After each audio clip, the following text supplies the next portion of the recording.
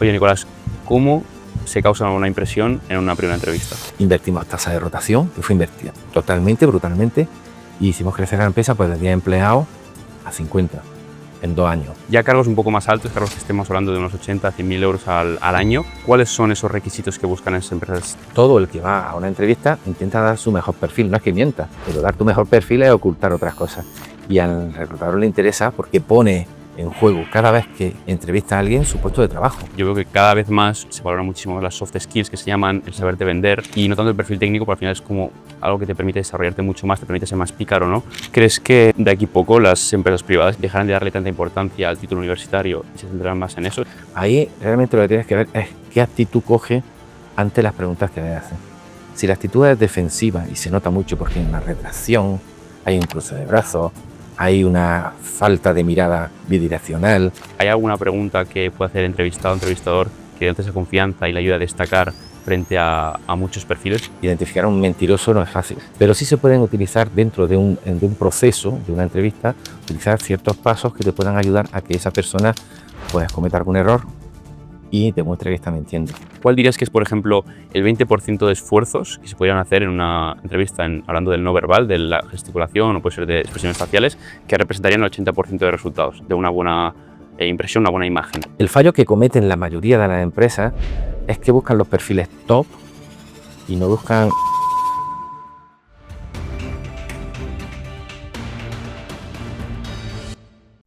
Bien, pues bienvenidos a otro episodio más de The Startup Journey, un podcast donde traemos al mejor talento tecnológico digital. En este caso vamos a abrir un poco más el abanico porque cuando Kiko, que está detrás de las cámaras, me dijo que traía un perfil tan especial, dije, no puedo perderme la oportunidad de traerlo y que nos cuente aquí un poco sus experiencias, su historia y un poco qué tiene que contarnos de su vida, ¿no?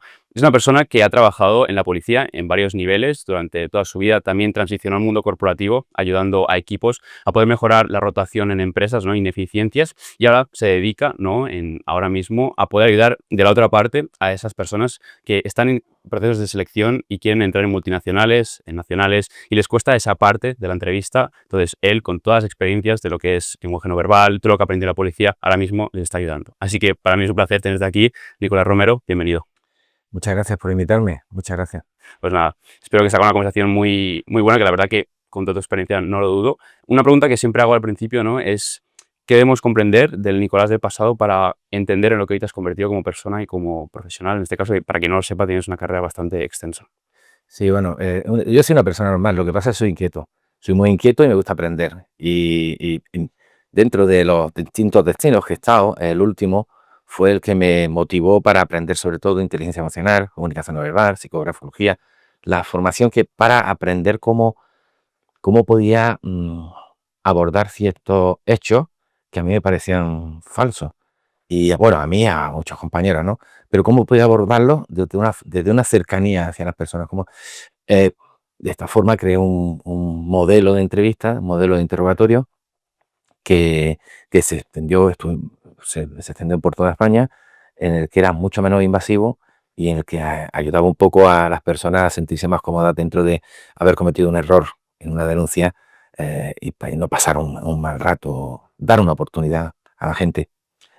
Tras eso, tras esa etapa, y viendo que las habilidades que tenía pues se habían desarrollado bien, eh, pasé a segunda actividad en la situación en la que me encuentro actualmente y, y, y ahí entré dentro de una empresa en la que le hice la selección de personal, creo que con éxito, y posteriormente me dedico a dar formaciones en universidades, en institutos y a formar privadamente pues, a recruiter, a personal de recursos humanos para que tenga otro tipo de habilidades en esa selección de personal. Y a chavales que quieren opositar, que quieren acceder a puestos de trabajo, que quieren crecer, que quieren aprender algo de comunicación no verbal. Brutal. Me gustaría hacer un poco de retrospectiva para entender todo esto que hoy pues te estás dedicando, ¿no? Contemos desde el principio un poco de contexto.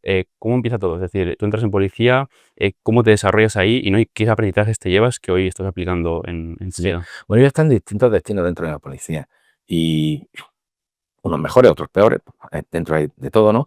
Y a partir de eso, de entrar en un grupo que se dedicaba a la investigación, es cuando se me genera esa necesidad de aprender más. He pasado, ya te digo, por multitud de servicios, muchas formas de trabajar dentro de la policía, incluso los antidisturbios, y, y en la parte en la que empecé a aprender a poder entrevistar, poder interrogar, es donde realmente empiezo a desarrollarme, quizá más como persona incluso, porque tenía mucho bagaje, mucha experiencia a nivel de intervenciones, a nivel de actuaciones policiales, y yo eso quise volcarlo en esa parte, que era la parte de identificar patrones comunes de personas que podían mentir. ¿Y cuáles serían esos patrones? Es decir, ¿cómo podemos identificar a alguien que puede ser que esté mintiendo? Porque hay muchos métodos, es decir, hay desde el polígrafo, ¿no? Que se mide igual la frecuencia cardíaca, no entiendo muy bien esa parte, pero en la parte de comunicación no verbal, ¿cómo puedes identificar si alguien está mintiendo o está falsificando una denuncia? ¿Cómo? No es fácil, no es fácil. Identificar a un mentiroso no es fácil. Bueno, no es llegar y decir, bueno, este me está mintiendo. Pero sí se pueden utilizar dentro de un proceso, de una entrevista, utilizar ciertos pasos que te puedan ayudar a que esa persona pues cometa algún error y demuestre que está mintiendo. Normalmente en una entrevista, sobre todo las que he hecho en la parte de contratación, para derrotar a esas personas que quieren presentarse como muy buenas, como perfiles muy oportunos para esa empresa, que son los mejores, pues hay que buscar dónde mienten para poder decirle, oye, no me digas que esto es real, ¿no? Porque no hay forma de comprobarlo en algunas ocasiones. La fórmula que se suele tener es que generar una línea basal, una línea base, para que ese señor, esa señora, se encuentre cómodo dentro de una entrevista de selección de personal. Y a partir de ahí, cuando ya tienen un poco la idea de cómo actúa en situación normal, empiezan las preguntas que son un poco más complicadas, las killer questions, las preguntas que son más difíciles, ¿no? Y ahí ves cómo reacciona. Incluso algunas que son más personales, aunque son indirectas. Y ahí ves el tipo de reacción que tiene y sabes si te puede mentir o no te puede mentir. Eso venía de la policía, ese aprendizaje venía de la policía y lo trasladé al mundo empresarial, al mundo privado. Claro, qué guay, porque al final supongo que lo que dices tú, cuando alguien nos hace una pregunta, estamos nerviosos, igual no sabemos la respuesta, sí que hay esas denotaciones que son igual faciales, que son de comportamiento, empezamos a sudar, puede ser, pero ¿cuáles son, por ejemplo, en el lado de delincuentes, puede ser, o personas que se están acusando, cuáles son las denotaciones físicas que podemos notar que pueden decir que alguien está mintiendo? Mira, en comunicación no verbal, ahí el tema de la mentira tiene muchísimas. Va en función a qué tipo de preguntas haces y qué tipo de respuesta puedes tener. ¿Dónde funciona? En el entorno en el que te estés moviendo, porque puedes estar en un entorno, en la calle. Si estás en un entorno cerrado y estás haciendo eh, una entrevista o posiblemente un interrogatorio, ahí realmente lo que tienes que ver es qué actitud coge ante las preguntas que le haces. Si la actitud es defensiva y se nota mucho porque hay una retracción, hay un cruce de brazos, hay una falta de mirada eh, mm, bidireccional, eh, ahí ya tienes que tener un poco, pero tienes que ir sumando indicadores. Con un indicador no tienes ni, porque una persona deje de mirarte no te miente, Claro. porque una persona le pique la nariz no te miente, porque una persona, no, hay ciertos indicadores y ahí, como digo, hay que empezar a buscar, a arañar un poquito, a ir buscando qué otros indicadores podemos identificar como posibles delatores de esa mentira. Claro. Ahora mismo podrías decirme a mí qué ves en mi Pues ve persona. una persona normal, tranquila, relajada, en posición de cómoda. Tú estás preparado casi para que te entreviste yo. Vale, Es decir, estás así, sujetándote cómodo, estás claro, bien, pero es que estás enfrente de un entrevistador claro, nato. Claro, y ahí quizás estamos compitiendo los dos, ¿no? claro, puede Estamos ser. un poquito. Pero bueno, yo por la edad, que a lo mejor tengo algún tipo de experiencia más y Sí. por mi bagaje, pero yo te veo a ti un entrevistador top, me parece a mí, ¿eh? Muchas gracias por ese cumplido. Una vez terminas todos esos niveles de policía que pasas en diferentes departamentos, ¿no? Coges muchísima experiencia. ¿Qué es lo que te hace saltar al mundo corporativo? Es decir, oye, voy a coger todo mi conocimiento, todo lo que yo he aprendido y voy a pasarme al mundo corporativo. ¿Cuál es el problema que tú ves ahí, que está pasando y que dices, yo tengo un hueco ahí para poder solucionarlo? Sí. La marcha, salir de la policía, yo cumplí 55 años y tuve la oportunidad de pasar a segunda actividad. Justo antes habíamos desarrollado una herramienta de IA que detectaba denuncias falsas. Y ahí tenía mi marca personal, ya subió mucho y tenía la oportunidad de salir y, y poder ofrecer cosas fuera, y poder ayudar a gente fuera, a empresas, a particulares, y decidí saltar. Ahí encontré una empresa, me requirieron de una empresa y esta empresa pues dijo, oye, necesitamos que nos ayude a tenemos un problema de selección de personal Sí, y necesitamos que nos echen una mano a ver si con tu conocimiento, su experiencia, podemos crecer en ese sentido. Salió bien, esa experiencia fue muy buena, yo aprendí mucho, para mí fue una experiencia positiva. Eh, Invertimos tasa de rotación, que fue invertida totalmente, brutalmente, y hicimos crecer la empresa pues de 10 empleados a 50 en 2 años. Un crecimiento estable, que eso es difícil en una empresa tecnológica, no es sí, tan fácil, ¿eh? Sobre todo haciendo la selección solo una persona, sin tener equipo de trabajo y tal.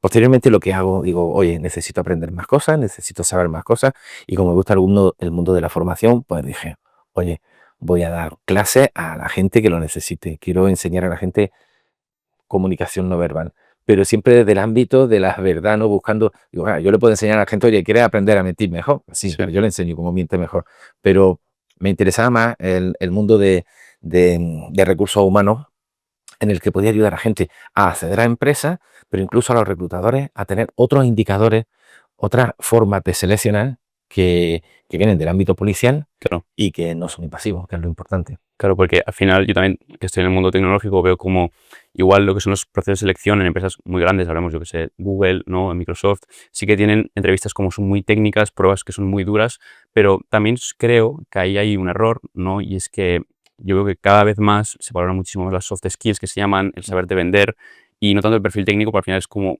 algo que te permite desarrollarte mucho más, te permite ser más pícaro, ¿no? ¿Cuáles crees que son esos errores que esas empresas tecnológicas que tú has estado ahí ayudándoles a pie de cañón están cometiendo en sus procesos de selección, que están haciéndoles que tengan tasas de rotaciones súper altas, que tengan ineficiencias, ¿no? En contratación de talento, y eso al final, indirectamente, sea como sea, les está haciendo perder dinero, ¿no? Sí. Y yo en la empresa esta, estaba claro que el tipo de selección que hacían lo hacían por un perfil técnico. Y yo lo cambié a un perfil de personalidad. Lo tenía muy claro. Tenía que buscar habilidades sociales que tuvieran. Aunque tenía que partir de la base de un perfil técnico mínimo, mínimo tenía que tener un suelo, porque si no tenía un perfil técnico, quizá un albañil no lo puedes poner Claro. a hacer desarrollo, ¿no? Pero, bueno, si tiene conocimiento de desarrollo, sí, pero el fallo que cometen la mayoría de las empresas es que buscan los perfiles top y no buscan las personas top. Primero que nada, si tienes una persona top, tienes posibilidad de que te la quiten. Eso está muy claro. Yo, por ejemplo, en Conquer Block, que es donde he estado dando formación ahora para afrontar la entrevista de selección, está bienvenido a ser. Es el típico ejemplo de una persona top que se lo rifan las empresas, porque es un desarrollador, ingeniero informático, tiene una base técnica impresionante y es una persona extrovertida, con habilidades sociales. Es un puñetero crack. Es ese tipo de persona, ese tipo de perfil, es una locura. Porque normalmente en los perfiles en desarrollo, programadores, etcétera, son perfiles más introvertidos. Tienen menos capacidad de habilidad social, de soft skill, de trabajo en equipo, de ayudarse uno a otro, de generar. La capacidad de resiliencia yo creo que en todo es igual, pero ellos la manifiestan un poco más clara. Y ahí sí ahí creo que las empresas es donde realmente se cometen el error de decir, oye, yo necesito que para mañana el proyecto esté saliendo y luego ya veremos, que luego ya arreglaré yo a esta persona, pero a la persona no se la arregla, y sobre todo si ya es un senior, no la arregla. Y, y si es un junior, tienes posibilidad de trabajar con él. Yo he contratado a junior y lo hemos hecho crecer dentro de la empresa, aprender, pero ya tenían una base que era buena. Y el problema de eso es que tenga algún perfil, perdón, algún indicador, ese perfil de ego alto, de narcisismo, así, porque eso ya es más difícil de trabajar. ¿Crees que de aquí poco las empresas privadas ya más a más lo están haciendo, pero dejarán de darle tanta importancia al título universitario y se centrarán más en eso? ¿Es algo que acabarán viendo? Sí, ¿Cómo lo ves? sí, no lo están haciendo ya, lo están haciendo. La mayoría de las empresas, yo hay empresas que me han requerido para darle alguna formación, para ayudarle a cambiar la perspectiva de contratación o de filtro, el filtro de entrada, y todos ya están pensando en que yo prefiero personal que sea más estable, que sea más cómodo, pero también hay que ver una cosa, es que hay que analizar el perfil del CEO de la empresa, sea una pyme o una empresa una mediana, el perfil del equipo directivo, para poder poner a gente o hacer entrar a gente. Porque si los dos perfiles de personalidad chocan, están haciendo lo mismo. Puede ser un muy buen perfil, pero si el equipo directivo no tiene las habilidades o hay que trabajar con el equipo directivo o hay que trabajar con los perfiles de los empleados. Claro, yo también veo que poco a poco, bueno, cada vez crece más esa desalineación entre lo que es el sistema educativo tradicional y lo que las empresas demandan, porque estamos hablando del centro tecnológico, ¿no? Digamos que toda esa formación, inteligencia artificial, ciberseguridad, bueno, data science, todos esos temas que se tratan en perfiles técnicos, no hay esa información actualizada y por ende tienen que buscarlo en otros sitios. Es por eso que yo creo que poco a poco más las empresas están buscando esos perfiles que, oye, se educan en sitios que están descentralizados. Puede ser internet, puede ser esos sitios y yo también espero, la verdad, que cada vez lo busquen más. Algo que yo creo que a la audiencia le puede interesar mucho, que la gente que nos está viendo, que igual es también un perfil técnico, ¿no? Y que tú has estado ahí dentro, ¿qué es lo que buscan, por ejemplo, esas empresas? Que tú no sé si has llegado a buscar perfiles de ese estilo, pero ya cargos un poco más altos, cargos que estemos hablando de unos 80, 100.000 euros al año. ¿Cuáles son esos requisitos que buscan esas empresas de esas personas? Es decir, ¿es solo un perfil técnico? ¿Buscan algo más, como has dicho, social? ¿Hay alguna diferencia entre salarios más pequeños? Hay una generalidad en los perfiles que entran y que debe de tenerse en cuenta. Hay tres factores que son muy importantes: la actitud, el compromiso con la empresa y la aptitud, por decirlo de alguna forma. Tiene que tener conocimientos, ¿no?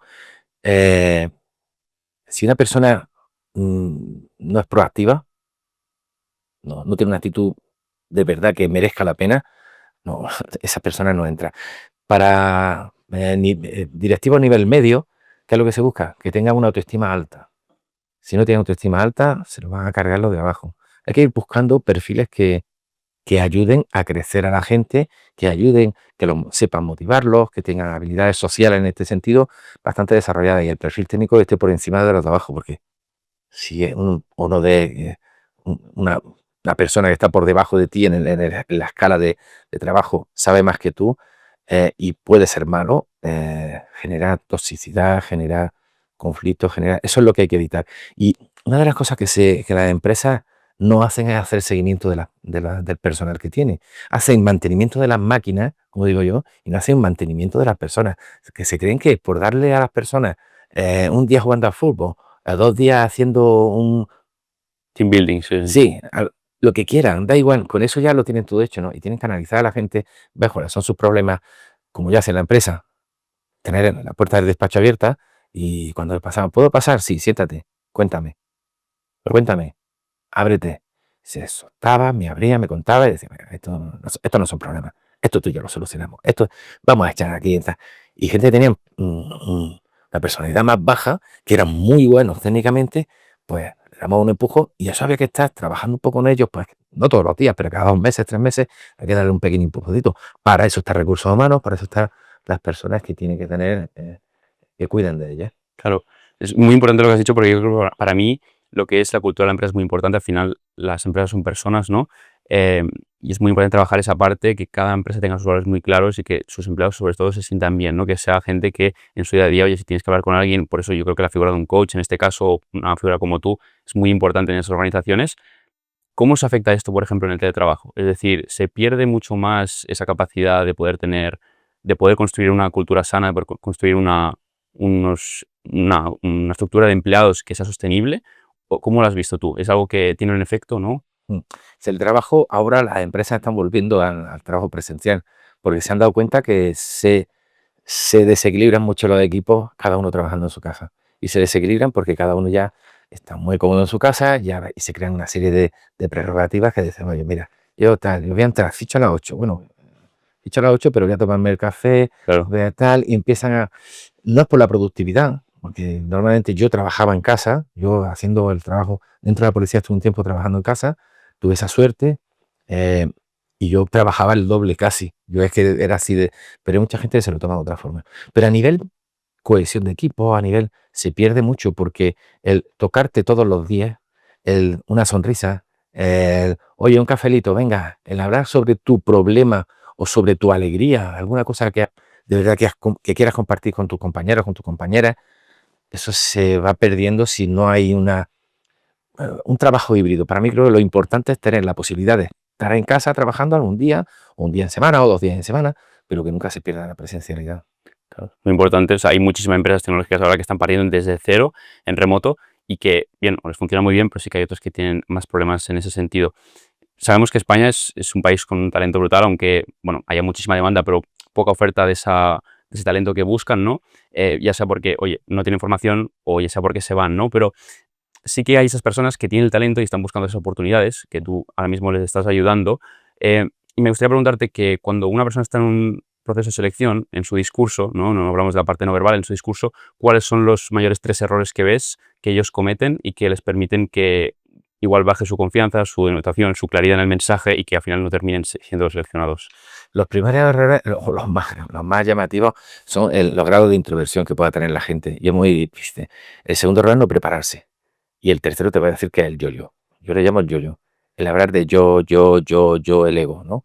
El ego. Una persona que tiene un ego muy alto tiene que o modelarlo o va a tener problemas dentro de una empresa o no lo van a seleccionar. Pero sobre todo yo lo que le pido a la gente, y se lo digo siempre, si tú vas a un gimnasio, ¿para qué vas? Para hacer músculo, ¿no? Claro. Y normalmente cuando no tienes ni idea de hacer de las máquinas que tenéis allí, te llega un entrenador personal y los primeros días está contigo. El resto ya dice, bueno, me vas preguntando, me vas haciendo, pero ya vas tú solo. Lo importante es que alguien te prepare, porque sobre todo los primeros días, las primeras veces que tienes que asistir a una entrevista. Pero yo siempre digo una cosa y lo repito en muchos sitios, es que es muy fuerte que tú te tiras toda tu vida estudiando, y tú desde los 6 años, 7 años, 8 años estás estudiando, tus padres en este caso, o tú mismo te estás pagando una formación a veces carísima, todo enfocado a entrar en el mundo laboral, porque si, hombre, hay gente que es millonaria, yo también acepto cualquier persona, pero eso a lo mejor con que su padre tenga una empresa o la familia tenga una empresa, eso no tienen que ir a entrevistas de selección. Pero el 90 y mucho por ciento tienen que ir a una entrevista de selección. No eres capaz de prepararte esa media hora, esa hora, que es lo que te da la puerta a tu futuro laboral y sobre todo que te hace ganar o perder una oportunidad que es la que tú quieres. A mí me vienen chavales, ingenieros informáticos, muchos, y me dicen, ¿cuánto vale esto? Quiero pagar lo que sea, porque ese puesto quiero que sea mío. En eso son muy inteligentes. Dicen, y necesito que me prepares en 3 días, porque la entrevista está, digo, 3 días está. Pero bueno, hacemos un intensivo y pasar. Yo hasta ahora tengo un éxito bastante grande, porque lo que hago es que comprendan la entrevista, que comprendan lo que estamos haciendo nosotros, lo que es una interacción normal Sí. y que miren a la gente a la cara, que es importante, y que le cuenten su vida tranquilamente, porque al final lo que quieren es conocer de esa persona. Qué guay. Has dicho hace un momento justo que has tenido un gran impacto en esa parte, en las vidas de las personas. ¿Nos puedes contar un caso práctico a alguien que digas, esta persona ha tenido un cambio brutal conmigo y le han aceptado el trabajo, ha podido mejorar sus habilidades de venta, de comunicación y venía de un punto muy, muy bajo? ¿Nos puedes contar alguna Bueno, experiencia? muy bajo, no, mira, uno de ellos, la empresa sí lo voy a decir, no voy a decir el nombre, Sí, no hay pero problema. la empresa fue Iberdrola y fue para unas prácticas y fue brutal, porque el chaval, un tío, una persona excelente como persona, pero tenía algunas flaquezas, debilidades, que era que tenía un grado de introversión alto, tenía una formación técnica brutal, impresionante, pero brutal, pero en la interacción se venía abajo. Y ese fue un intensivo. Ese chico hoy está trabajando en Iberdrola. Ese chico fue formarlo, darle un poco más de espacio, darle un poco más de apertura, que conociera un poco las herramientas que tiene, que una de las herramientas son los espejos. Las herramientas son los espejos. Te tienes que mirar al espejo, mirarte, conocerte y decirte muchas cosas, ¿no? Y que te vea y que te entiendas y te comprendas, para que luego el resto te puedan ver así. Ese chaval fue quizá uno Casos de éxito de los más. casos sí más llamativos así. ¿Y cuál fue la metodología que siguisteis? Pues lo primero, sentarlo en el suelo, como digo yo. Sí. Lo primero es decirle, vamos a empezar la entrevista sentado en el suelo. Y se sentó. Valoré la capacidad de adaptación, que tenía muy buena capacidad de adaptación. Ahora que sabemos que te sientas en el suelo, empieza a gesticular cuando me hable. Empezó a gesticular, empezó a contarme cosas, tal, le costaba mucho, tal, y tócame de vez en cuando. Le costaba tocar. Y fue un entrenamiento de mañana, tarde, mañana, tarde, mañana, tarde, pum, pum, pum, pum, pum, pum, y luego van creciendo y vas haciendo más cosas. Claro, 100%. Igual también sus perfiles técnicos tienen esa parte de que igual están más encerrados con el ordenador, puede ser, tienen más ese poco afecto y es verdad que es igual desarrollar esa parte Es más difícil. claro, es más difícil y es lo que al final les potencia llegar ahí. Oye, Nicolás, ¿cómo se causa una impresión en una primera entrevista? Primero la sonrisa. Primero la sonrisa. Tú tienes que entrar en la etapa de reír del entrevistador, pero bueno, tienes que entrar con una sonrisa. Luego la actitud. Si a ti te ven abierto, con buena actitud, con ganas de trabajar, de ayudar, de aportar, es que a mí pasó con Sergio en la empresa estas. seleccioné a Sergio, luego resultó que era el hijo de un amigo mío de la infancia, fíjate, es que tampoco, pero un chaval que empezó a hablarme tal y a contarme yo le di espacio en la entrevista y me llegó y me dijo, dice, pero yo lo voy a dar todo, y te lo dicen así de una forma, y a mí se me puso un poquito, digo, empieza la semana que viene. Eso es importante, que tú convenzas al entrevistado porque le des emoción, emoción a tu entrevista y seas sincero, se vea sinceridad y tengas esa habilidad técnica. ¿Qué más quieres? Luego a lo mejor pues tendrás sus otras cosas, ¿no? Pero cuando sabes que se va a comprometer con la empresa, además te digo, es que esas tres partes he dicho, la actitud, el compromiso y en parte la aptitud, que tenga ese mínimo nivel. Esas tres cosas son imprescindibles. Y luego, pues, para causar esa impresión es que, como digo yo no digo, luego, que te coma al entrevistador, que el entrevistador crea que le estás entrevistando tú. 100%. Sí. Hay una cosa que escuché el otro día y era, oye, ¿cuál es la mejor pregunta que le puede hacer un entrevistado a un entrevistador para destacar, demostrar seguridad, ¿no? Y algo como decirle, cuando el entrevistado tiene que hacer una pregunta, oye, ¿qué estáis buscando en un perfil como yo? No es como de esa confianza de decir, oye, yo tengo todo lo que estáis buscando. En ese caso, ¿tienes tú alguna aportación aquí? Decir, ¿hay alguna pregunta que puede hacer el entrevistado o entrevistador que le dé esa confianza y le ayude a destacar frente a muchos perfiles, a cientos de perfiles en vacantes de... Hay varias preguntas, pero todas van enfocadas en ese sentido. Oye, ¿qué queréis de mí? ¿Qué puedo hacer por vosotros? Yo estoy dispuesto a hacer muchas cosas y me gustaría saber dónde me puedo desarrollar mejor o cómo puedo ayudar o cómo puedo entrar. Eh, no hay una en particular, no hay dos en particular. Lo bueno es que digo que lo importante no es una pregunta. Sobre todo eso al final de la entrevista se permite la pregunta, Interacción, sí. interacción un poco y sí puedes hacer dos, tres preguntas. No hay una pregunta que sea la más top de tal. Lo que hay, lo que sobre todo y es muy importante que tiene que tener es que no pierda la actitud que ha tenido al inicio, que la tenga la misma al final. Que no pierda esas ganas de participar en la entrevista y de participar en la empresa. Una de las cosas que es importante es demostrar, y yo te lo digo también, demostrar que se tiene conocimiento de la empresa. Claro, Si en la pregunta va embutido que tengo conocimiento de la empresa, se le cae la baba al claro. entrevistador porque se preocupa por lo menos. Claro, y no solo en la parte de buscar un empleo, sino cuando tú estás ofreciendo un servicio. Yo lo veo muchísimo, bueno, he escuchado en muchísimos lados, ¿no? Que quien esté más cerca del cliente es el que gana, porque es el que le entiende más, el que entiende más la industria, cómo habla, qué lenguaje usa, ¿no? Y eso creo que el mensaje es súper potente. Quería también entrar un poco más en la parte no verbal, de la parte de los entrevistados. ¿Cuál dirías que es, por ejemplo, el 20% de esfuerzos que se podrían hacer en una entrevista, hablando del no verbal, de la gesticulación o puede ser de expresiones faciales, que representarían el 80% de resultados, de una buena impresión, una buena imagen? ¿Cómo lo Bueno, verías? primero la apariencia.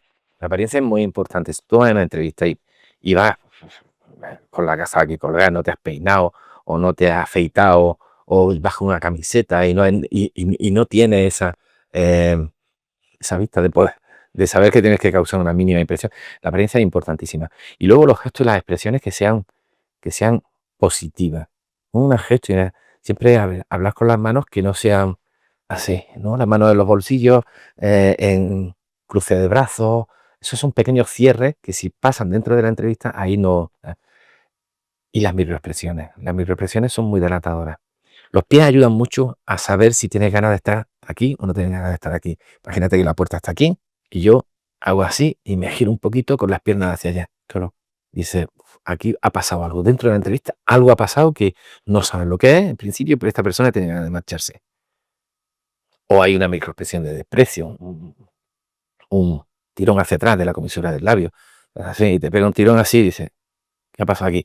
Y eso es microexpresión, eso es casi imposible de retener. Es una emoción que se tiene y se manifiesta y controlar eso. Hay muy poca gente que pueda controlar ese tipo de microexpresiones. También supongo que la mirada un poco, ¿no? Es decir, si se está mirando a muchos lados, ¿no? Puede ser Bueno, también. también.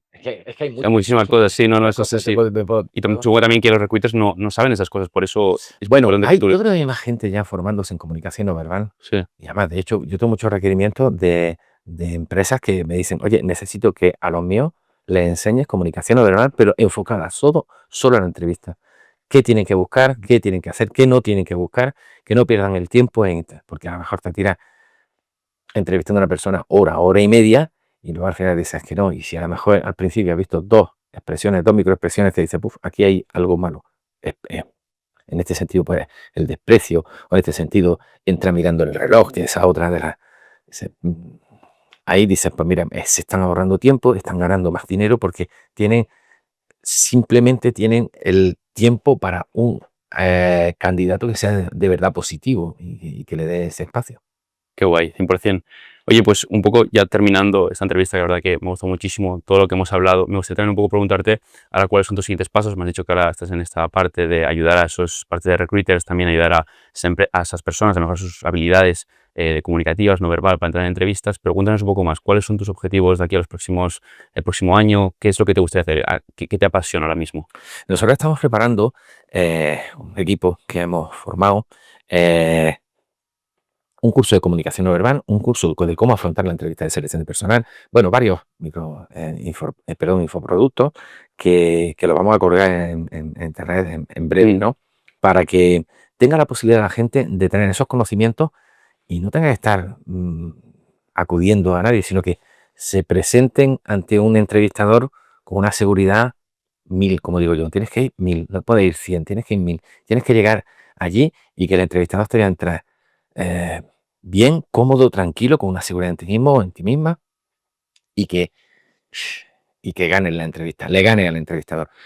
Y también doy clases en la Universidad de Granada y la de Jaén, pues ampliar un poquito eso y ampliar un poquito la parte de consultoría, porque voy muy limitado, tengo muy poco tiempo en la parte de consultoría en algunas empresas, que al final yo tengo que decirle a la gente que no, porque es que 24 horas tiene el día y yo me gusta dormir 6 horas, así, el resto lo ocupo todo en formación y en preparación. Mínimo, 100%. Pues si quieres contarnos un poquito más acerca de lo que estás haciendo para que la gente lo conozca, si quieres alguien que nos está viendo que le podría ayudar, dónde podría encontrar esa información, cuándo se va a sacar, qué va a contener La tu currículum. información está en un mes en la calle, perdón, la formación va a estar en un mes en la calle. Yo tengo redes, tengo tal, que os dejo los enlaces si queréis Sí, ir siempre lo dejamos aquí abajo. ¿vale?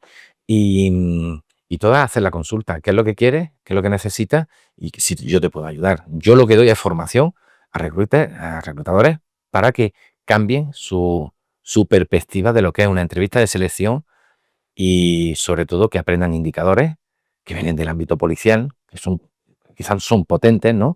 Y de la detección de mentiras. Porque al final todo el que va a una entrevista intenta dar su mejor perfil, no es que mienta, pero dar tu mejor perfil es ocultar otras cosas. Y al reclutador le interesa porque pone en juego cada vez que entrevista a alguien su puesto de trabajo. Porque si acierta, perfecto, pero si no acierta en 5, oye, esta persona no sé si es buena para entrevistar. Es bueno que aprenda. Yo doy formación en ese sentido, doy consultorías privadas, clases en la universidad y, y poco más. Y hay que vivir también, de vez en cuando hay que tomarse una cerveza. Claro, 100%. Sí. Muy bien. Pues nada, ha sido un placer tenerte por aquí. Una última pregunta que me gustaría hacerte y es, imagínate que ahora mismo todo lo que has hecho, por lo que la gente te recuerda, se olvida, ¿no? Es decir, y solo tienes un momento para dar un consejo de toda tu carrera profesional, todo lo que has aprendido a esas personas que lo necesitan. ¿Cuál sería ese consejo que darías? Pues que yo lo llevo siempre aquí. Eh, lo llevo aquí en la pulsera esta y gracias a mi amigo en paz descanse, David, que fue el que me la regaló, prohibido rendirse. No hay que rendirse nunca. Yo el consejo que le doy a la gente, le pueden salir las cosas bien, le pueden salir mal, pero si te rindes, te que decir, ¿qué haces aquí? Y además yo es que la llevo siempre, es una pulsera que es de un sindicato nuestro, policial, y yo se lo digo a la gente, digo, no te puedes rendir, tienes que seguir para adelante. Precisamente el año pasado para mí fue nefasto, fue pues, temas personales, nefasto. Y yo ni me rindo ni me voy a rendir. Y eso es, porque dice, le puedes dar un consejo de, puedes hacer esto, puedes estar. No, lo importante es lo más emocional, que no te rindas. Sigue adelante. En el aspecto que tú quieras, familiar, tienes un problema, profesional tienes otro. Pero si bajas los brazos, estás perdido. Tienes que levantar los brazos y seguir peleando. Muchísimas gracias, Nicolás. La Gracias a ti. verdad que me ha encantado. Creo que a la gente le ha gustado muchísimo y de verdad por abrirte aquí con nosotros para contarnos un poquito más acerca de tu historia. Creo que a la gente le ha gustado muchísimo, así que muchas gracias por tenerte, la verdad. Ha sido un placer. Gracias a ti. Y nada, a la audiencia espero que le haya gustado también. Tenéis aquí abajo todos los links de Nicolás por si queréis saber qué es lo que hace, a qué se dedica ahora mismo, un poco si queréis conocerle más en detalle. Y tendréis este podcast también en Spotify para que podáis escucharlo. Os escuchamos en comentarios también sugerencias, un poco si queréis abrir debate también 100%. Y sobre todo dar las gracias a Yomocentric que nos han dejado este espacio para poder grabar. La verdad que si estáis en Andorra y queréis venir y buscáis un hotel, venir con ellos porque la verdad son un encanto y no os faltará de nada. Así que dicho esto, nos vemos en la siguiente. Chao, chao.